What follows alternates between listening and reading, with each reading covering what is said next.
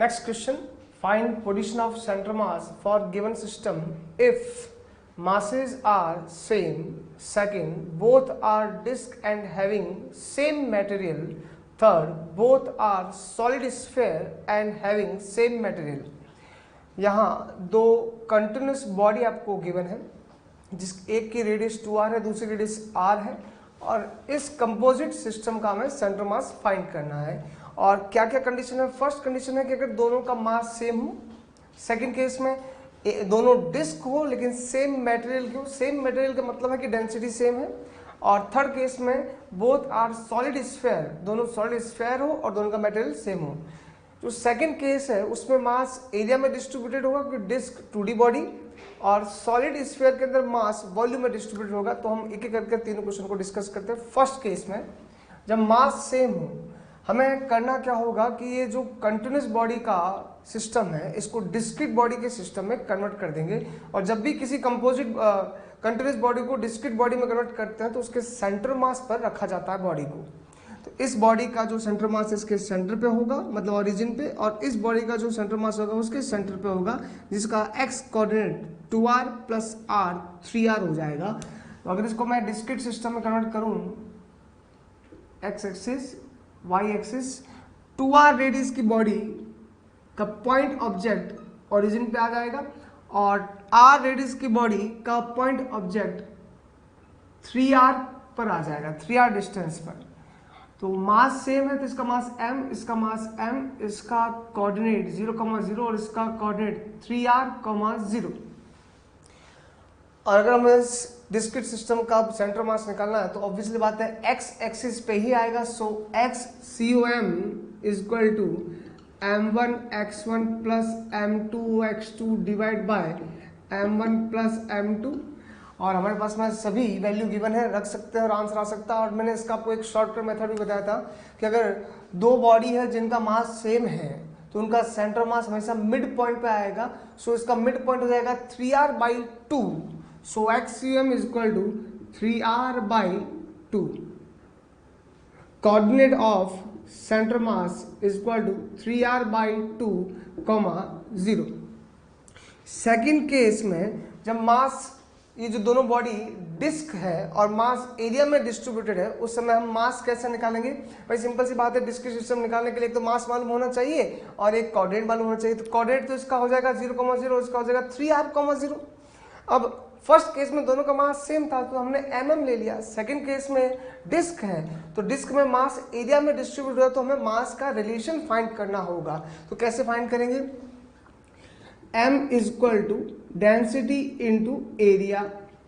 Density दोनों body की same है, so mass is directly proportional to area, और डिस्क का एरिया होता है πr², so is proportional to r²।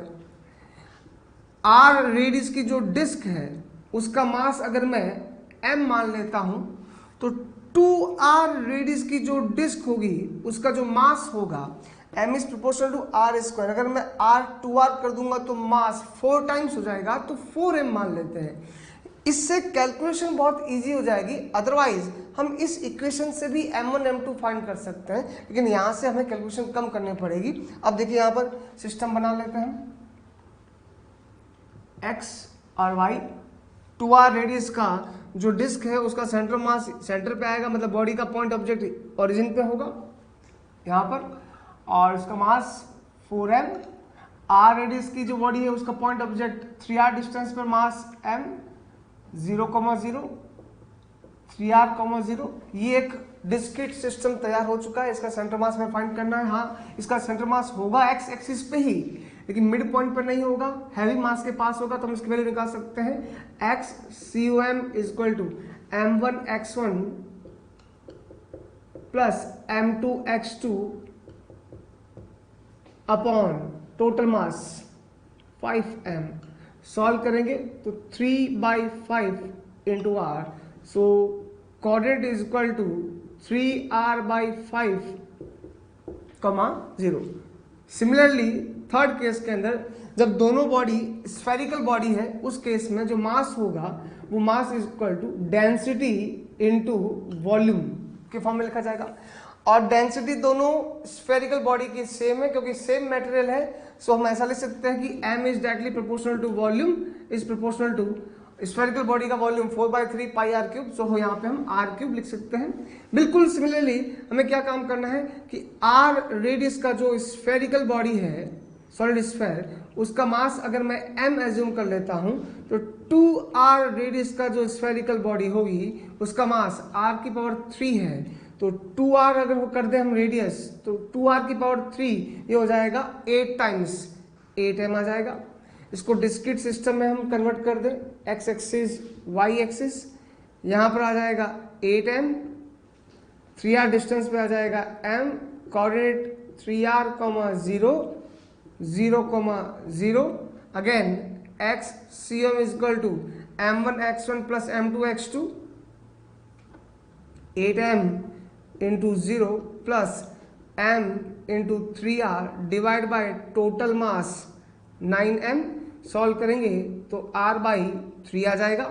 So coordinate of centre mass is equal to r by 3, 0। Next question. From a circular disc of radius capital R, a square is cut as shown in figure. यहाँ पे आपको एक circular plate दे रखी है जिसकी radius R है, जिसका centre O है। यहाँ से हमने एक स्क्वायर पार्ट को कट किया है जिसका डायगोनल R है, कैपिटल R।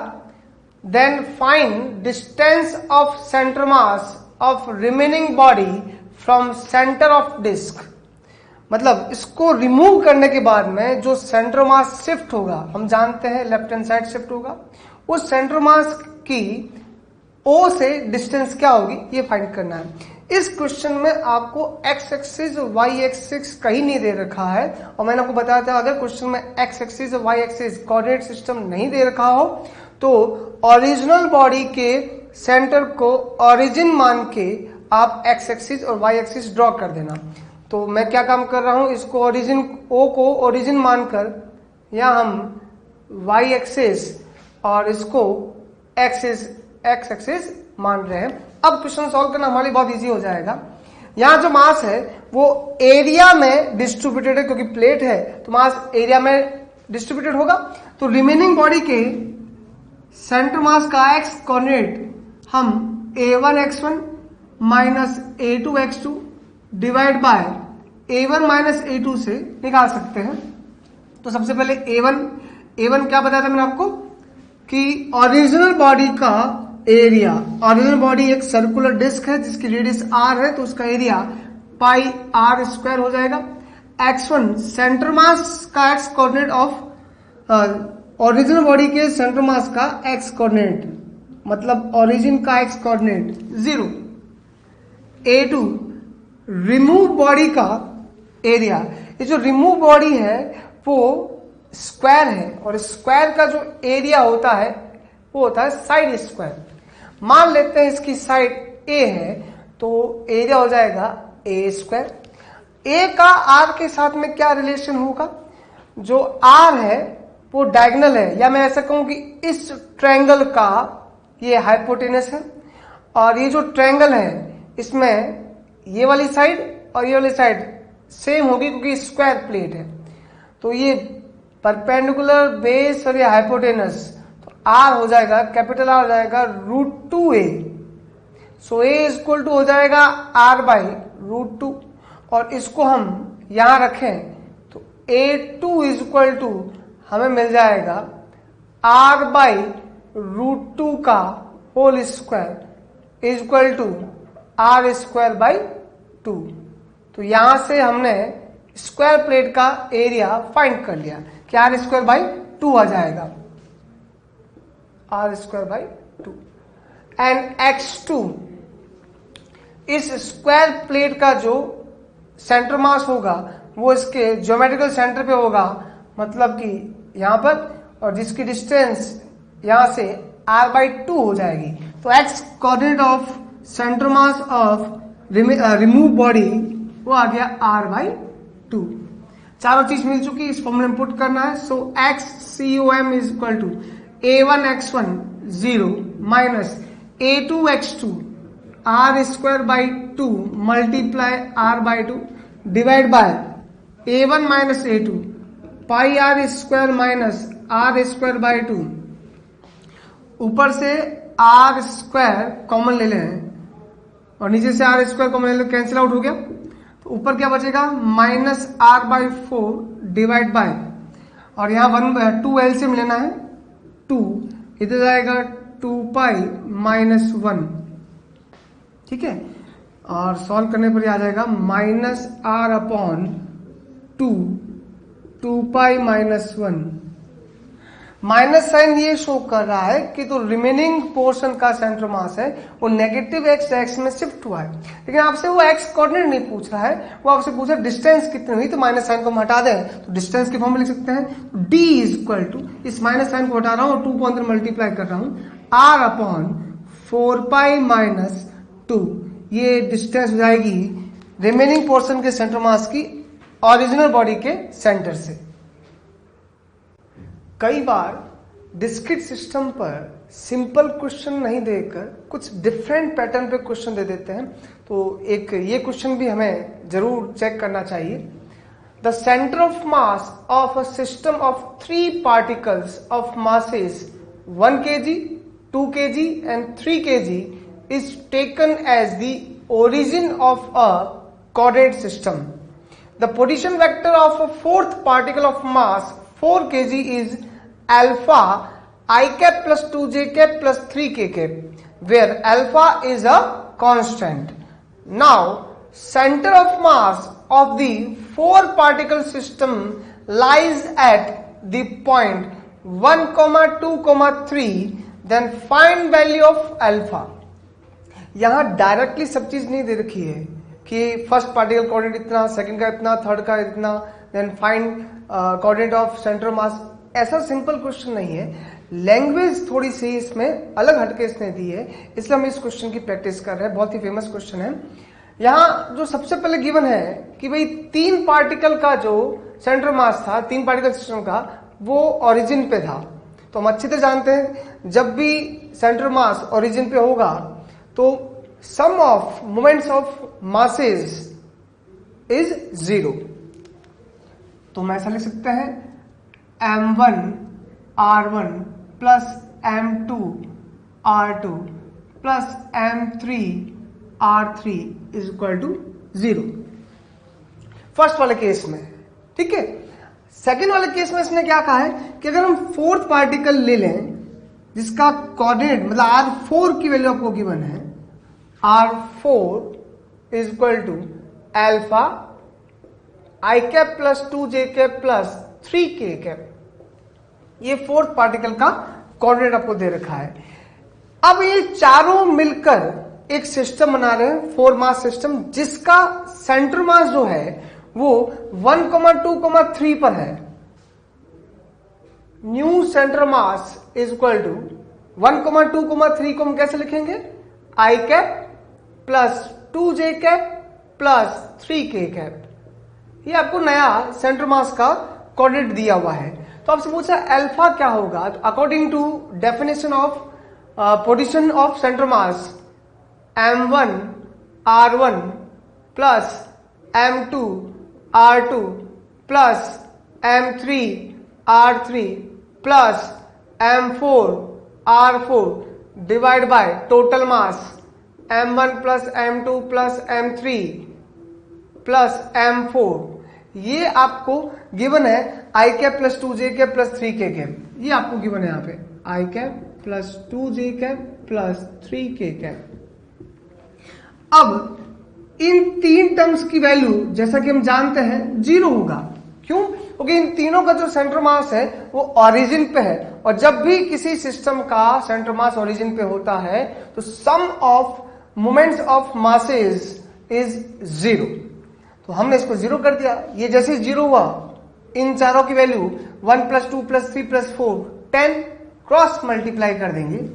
सो m4 है 4 kg, r4 ये रहा alpha i cap plus 2j cap plus 3k cap divide by 10 is equal to i cap plus 2j cap plus 3k cap. ये 2 times और ये 5 टाइम्स, इस 5 को उधर भेज दूं और 2 को नीचे लेके आ जाऊं, तो alpha i cap plus 2j cap plus 3k cap is equal to 5/2 i cap plus 2j cap plus 3k cap. ये वेक्टर जो है वो सिमिलर है, इसका मतलब alpha should be equal to 5/2। तो यहां से हमने अल्फा की वैल्यू फाइंड कर ली। अब सेंटर मास की तरह एक और छोटा सा एक पॉइंट है सेंटर ऑफ ग्रेविटी, जिसको हमें समझना जरूरी है। डिटेल में ये नहीं पूछते, लेकिन कई बार सेंटर मास के पूछने के बजाय वो सेंटर ऑफ ग्रेविटी पूछ लेते हैं, क्योंकि इन दोनों में कुछ ना कुछ रिलेशन निकल के आता है। तो रिलेशन को समझने से पहले हम ये समझें कि सेंटर ऑफ ग्रेविटी होती क्या है। फॉर एग्जाम्पल, अगर मैं इस मार्कर की बात करूं तो मैं मान के चल रहा हूं कि एक यूनिफॉर्म मार्कर है और रॉड की तरह यूनिफॉर्म है, और अगर मैं इस मार्कर को एक तरफ से सपोर्ट करता हूं, ये ऐसे यहां से सपोर्ट करता हूं, तो ये मार्कर सपोर्ट बैलेंस नहीं होकर ऐसे गिर जाएगा। ये यहां से अगर मैं इसको सपोर्ट करता हूं तो ये बैलेंस नहीं होकर ऐसे गिर जाएगा।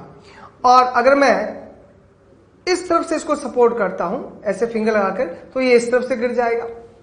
कोई भी एक ऐसा पॉइंट होगा जहां पर मैं इस फिंगर को रखूंगा तो ये बिल्कुल सपोर्ट हो जाएगा, बैलेंस हो जाएगा। जैसे मैंने इसको ऐसे सपोर्ट कर लिया, इसका मतलब क्या है कि इस पूरे बॉडी का जो ग्रेविटी लग रहा है उसको मेरा फोर्स बैलेंस कर रहा है, जिससे ये नीचे नहीं गिर रहा है।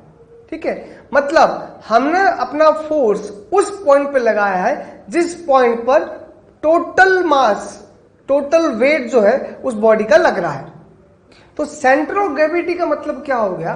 सेंटर ऑफ ग्रेविटी एक ऐसा पॉइंट होता है जहां पूरे बॉडी का ग्रेविटेशनल फोर्स अप्लाई होता है, या पूरे बॉडी का, हम ऐसा कहें कि पूरे बॉडी का जो वेट जिस पॉइंट पर लग रहा होता है उस पॉइंट को सेंटर ऑफ ग्रेविटी बोलते हैं। इसको हम फाइंड कैसे करते हैं कि एग्जांपल के थ्रू समझना बेटा। हम एक इररेगुलर शेप का एक कार्डबोर्ड ले लेते हैं, इररेगुलर शेप का, और इसमें 3 होल कर देते हैं। सबसे पहले हम इस होल से इस कार्डबोर्ड को हैंग करेंगे। यहां हमने हैंग कर दिया। हैंग करने के बाद में यहां पर हम एक पेंडुलम लगा देते हैं, और पेंडुलम को हल्का सा एंगल पे देकर रिलीज कर देते हैं। तो ये ऐसे मोशन करता करता लास्ट में यहां पे आके रुक जाएगा, और इसको लाइन को हमने नाम दे दिया A'। ये सेम प्रोसेस में हम क्या काम करेंगे कि अब बी वाले पार्टिकल को, बी वाले होल को इसकी जगह लगाएंगे, और फिर से इसको हैंग करेंगे। फिर से इस बी वाले पार्टिकल पर, बी वाले होल पर हम ऐसे एक पेंडुलम लगाएंगे और इसको रेस्ट पे आने देंगे। मान लो बी पर अगर हम हैंग करते हैं और बी से हम एक पेंडुलम को लटकाते हैं और हमें ऐसी कोई लाइन मिलती है पेंडुलम की, जब वो पेंडुलम रेस्ट पे आ जाएगा B'। ऐसे ही सी होल को जब हम हैंग कराएंगे, यहां से सी होल से जब इस कार्डबोर्ड को हैंग कराएंगे और यहां पे फिर से हम एक पेंडुलम लगाएंगे, पेंडुलम लगाने के बाद जब वो रेस्ट पे आ जाएगा तो हम उस लाइन को नोट डाउन कर देंगे, तो वो लाइन में मिल जाएगी। अब इन तीनों लाइन का जो इंटरसेक्ट पॉइंट होगा उसी को सेंटर ऑफ ग्रेविटी कहेंगे। ये सेंटर ऑफ ग्रेविटी फाइंड करने का मेथड है, और basic meaning centre of gravity का बस यही है कि पूरे बॉडी का वेट जिस पॉइंट पर अप्लाई होता है उस पॉइंट को सेंटर ऑफ ग्रेविटी कहते हैं। और फाइंड करने का मेथड हमने ये बताया इररेगुलर शेप का। हम हर बार ऐसा काम नहीं कर सकते। अगर कई बार बॉडी हमें रेगुलर शेप की मिलती है तो उसे कैसे सॉल्व करेंगे वो समझेंगे, और अगर यूनिफॉर्म बॉडी हो, नॉन यूनिफॉर्म बॉडी हो तो कैसे सॉल्व करते तो उसको भी हम एक्सप्लेन करेंगे। Center of gravity is a point where gravitational force is supposed to be applied। जैसे कि हमने कहा था कि जिस पॉइंट पर हम ग्रेविटेशनल फोर्स अप्लाई करेंगे that is called centre of gravity. It means centre of gravity is a point at which weight of the whole body acts, जिस पॉइंट पर ग्रेविटी लगता है. अब 3 पॉइंट आ चुके हमारे पास में. ज्योमेट्रिकल सेंटर जो शेप पे डिपेंड करता है, सेंटर मास जो मास डिस्ट्रीब्यूशन पे डिपेंड करता है, सेंटर ऑफ ग्रेविटी. अगर किसी बॉडी पर ग्रेविटेशनल फील्ड यूनिफॉर्म है तो उस बॉडी का सेंटर मास है और सेंटर ऑफ ग्रेविटी है वो कोइंसाइड करेंगे. वापस से रिपीट कर रहा हूं, अगर किसी बॉडी पर ग्रेविटेशनल फील्ड यूनिफॉर्म है ना, अर्थ के आसपास ग्रेविटेशनल फील्ड यूनिफॉर्म रहता है, तो ग्रेविटेशनल फील्ड यूनिफॉर्म होने की वजह से सेंटर मास और सेंटर ऑफ ग्रेविटी कोइंसाइड करते हैं. ऐसा ही रिलेशन हमने पहले भी पढ़ा था कि अगर कोई बॉडी यूनिफॉर्म बॉडी है, मास डिस्ट्रीब्यूशन यूनिफॉर्म है, मास डेंसिटी कांस्टेंट है, तो उस बॉडी का सेंटर मास और ज्योमेट्रिकल सेंटर कोइंसाइड करेंगे. कहने का मतलब सेंटर मास उसके ज्योमेट्रिकल सेंटर पे होगा. ठीक है, दोनों को एक साथ समझते हैं. यूनिफॉर्म ग्रेविटी में यूनिफॉर्म बॉडी का सेंटर ऑफ ग्रेविटी उसके सेंटर मास पे होगा और सेंटर मास उसके ज्योमेट्रिकल सेंटर पे होगा. रिपीट कर रहा हूं, 3 चीजें हो गई.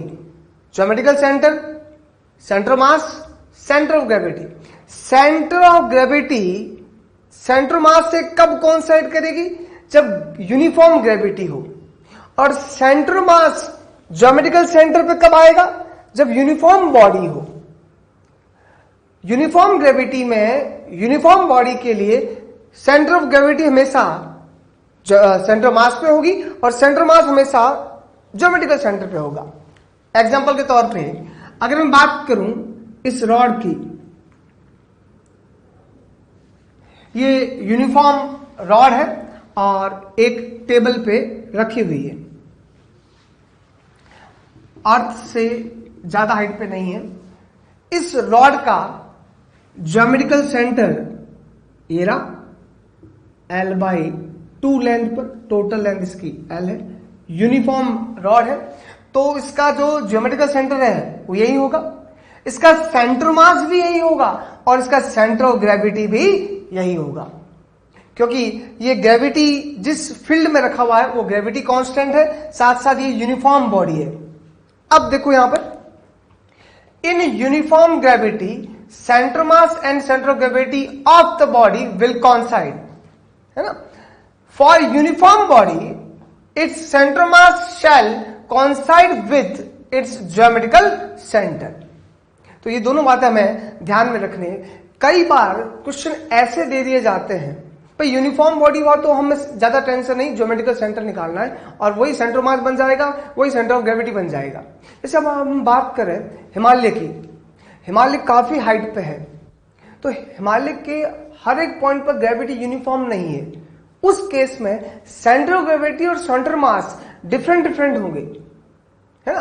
अगर हम काफी हाइट पे जाएं, काफी हाइट पे ग्रेविटी डिफरेंट होने लगती है, जैसे कि हमने पढ़ा था कि ग्रेविटी डिपेंड्स अपॉन हाइट. तो डिफरेंट हाइट पर ग्रेविटी डिफरेंट मिलेगी. यहां यूनिफॉर्म ग्रेविटी नहीं है, उस केस में सेंटर ऑफ ग्रेविटी सेंटर मास दोनों एक जगह एक ही पॉइंट पर नहीं होंगे. लेकिन अगर यूनिफॉर्म ग्रेविटी है ना, अर्थ के आसपास की बात करें, यूनिफॉर्म ग्रेविटी, उस केस में सेंटर ऑफ ग्रेविटी को अगर फाइंड करना है तो हम सेंटर मास फाइंड करके सेंटर ऑफ ग्रेविटी बता सकते हैं. और सेंटर मास कैसे फाइंड करते हैं ये हमने क्वेश्चन देख रखा है. एग्जाम्पल के तौर पे अगर हमको एक ऐसा क्वेश्चन मिल जाए जिसमें रॉड जो है यहां यूनिफॉर्म थी इसलिए L/2 पे आया, मान लो ये यूनिफॉर्म नहीं होती, क्वेश्चन में दे रखा है कि ये जो रॉड है वो यूनिफॉर्म नहीं है, तो क्या इसका सेंटर मास इसके ज्योमेट्रिकल सेंटर पे होगा? नहीं. कहां होगा? जहां मास ज्यादा है. अगर ये यूनिफॉर्म नहीं है, नॉन यूनिफॉर्म रॉड है, तो क्या इसका सेंटर ऑफ ग्रेविटी इसके सेंटर मास पे होगा?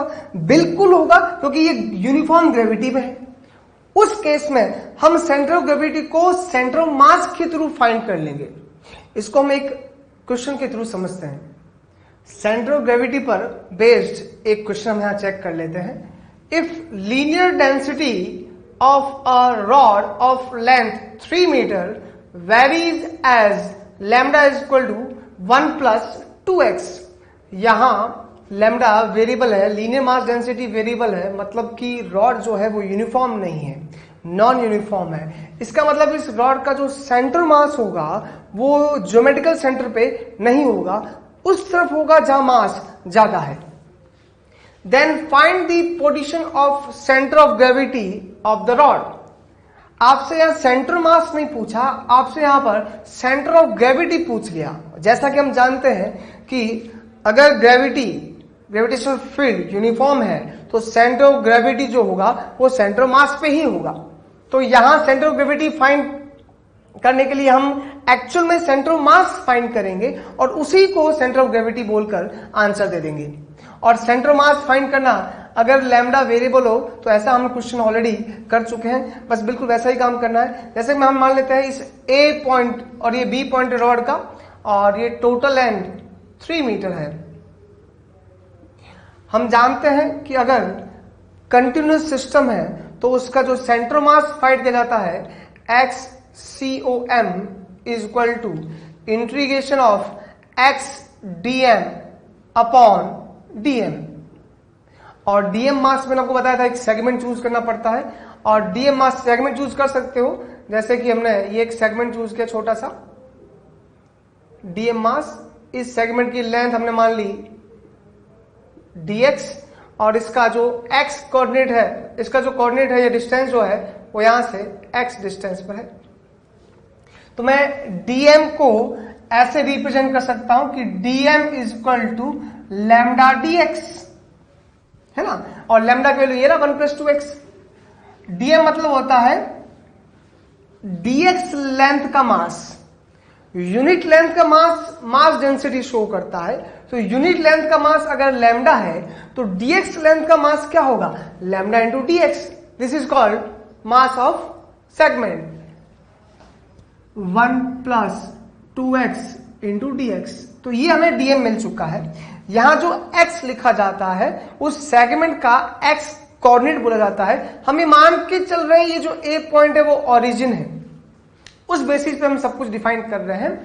अब XCOM is equal to lambda XDM, sorry lambda नहीं, XDM, इंटीग्रेशन XDM, और DM की वैल्यू ये रहा 1 plus 2x dx divide by lambda dx। DM की जगह लिखना लैम्डा dx, तो 1 plus 2x dx।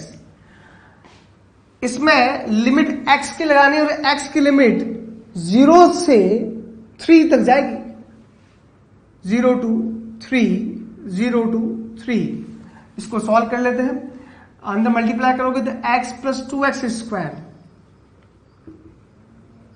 x plus 2x square dx limit 0 to 3, 0 to 3, 1 plus 2x dx। Integration करना हम अच्छी तरह जानते हैं। इसका इंटीग्रेशन करेंगे तो आ जाएगा x square by 2, x square by 2 plus 2 x square का integration x cube by 3, 2 x cube by 3 limit 0 to 3 divide by 1 का इंटीग्रेशन x प्लस 2 x का integration x square by 2, x square by 2 limit 0 to 3। इसको solve कर लें। 3x की जगह 3 value रखनी है, 3 square by 2 9 by 2 plus 3 cube by 3 मतलब 9 इंटू 2 18 माइनस 0 करेंगे, x के वैल्यू जब 0 पुट करेंगे तो 0 ही आएगा, डिवाइड बाय यहां 3 पुट करें, 3 प्लस 2 से 2 कैंसिल, 3 स्क्वायर 9 माइनस 0 पुट करेंगे तो 0 ही आएगा, is equal to 18 into 2 36 plus 9 45 by 2 upon 18, 45 by 2 into 18, ये 6 टाइम, ये 15 टाइम। सॉल्व करेंगे, ये 12 आएगा, 12 ये 4 टाइम 15/18। तो ये सेंटर ऑफ मास का एक्स कोऑर्डिनेट मिला हमें, मतलब इस रॉड का सेंटर मास कहाँ होगा ये हमें मिला है, लेकिन हमसे सेंटर मास नहीं पूछा है, हमसे सेंटर ऑफ ग्रेविटी पूछा है। और हम अच्छी तरह जानते हैं अगर ग्रेविटी यूनिफॉर्म है तो सेंटर मास ही उसका सेंटर ऑफ ग्रेविटी बन जाएगा। मतलब इस एंड से जहां से हमने एक्स मेजर किया है, इस एंड से 15/8 मीटर पे हमें सेंटर ऑफ ग्रेविटी मिलेगी।